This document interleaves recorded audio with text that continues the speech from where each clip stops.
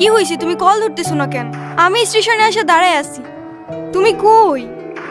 তুমি চলে আসছো। আসলে একটা প্রবলেম হয়ে গেছে, বুঝছো?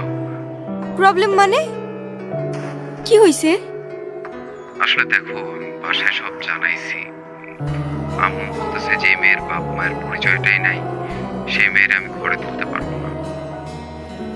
তুমি রাগ করো না, আমার আসলে কিছু করার নাই। আমি আমার ফ্যামিলির কথার বাইরে যাইতে পারবো না।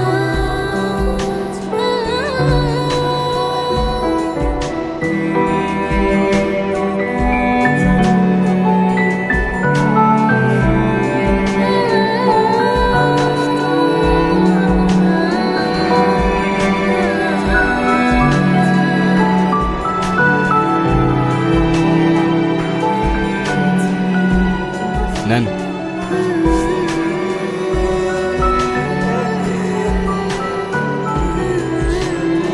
এই শহরের মানুষগুলোর জন্য কান্না করে লাভ নেই। মুখটা ধুয়ে ফেলেন, আর পারলে সাথে নিজের কষ্টগুলোও মুছে ফেলেন।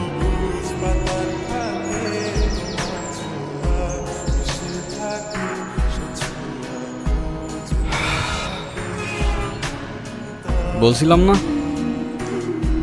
আজকাল মানুষের 2 দিনে ভালোবাসা হয়, 3 দিনে পালাই গিয়ে 4 দিনে ডিভোর্স হয়ে যায়। আপনার তো তাও ভাগ্য ভালো, আগেই কাহিনী শেষ।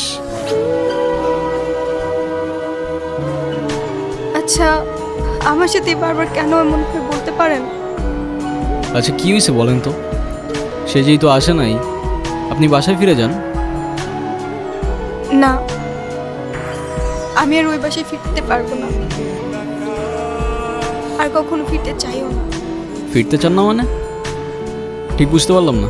ওর জন্য সব কিছু করতে পারবে। ওর কথাগুলো শুনলে মনে হতো পৃথিবীতে অন্তত কেউ একজন আছে যে আমাকে সত্যিকারের ভালোবাসে। আর যখন কাঁধে দায়িত্বটা পড়লো, সেই ভালোবাসা জানালা দিয়ে পালাই গেল, তাই তো? আমি তোমাকে ভালোবাসি। শুধু এই 3টা শব্দ বলে দিলেই তো আর ভালোবাসা হয়ে যায় না। সারা জীবন পাশে থেকে দায়িত্বটা কাঁধে নিয়ে তারপর ভালোবাসাটা প্রমাণ করতে হবে। আমি এখন কই যাব, কি করব, কোনো কিছুই না বুঝে উঠতে পারছি না। আমি যাচ্ছিলাম একটা জায়গায়, আপনি চাইলে আমার সাথে যেতে পারেন। কোথায়? ভব নদীর 13 পারে। এটা আবার কোথায়? সেটা আমিও জানি না।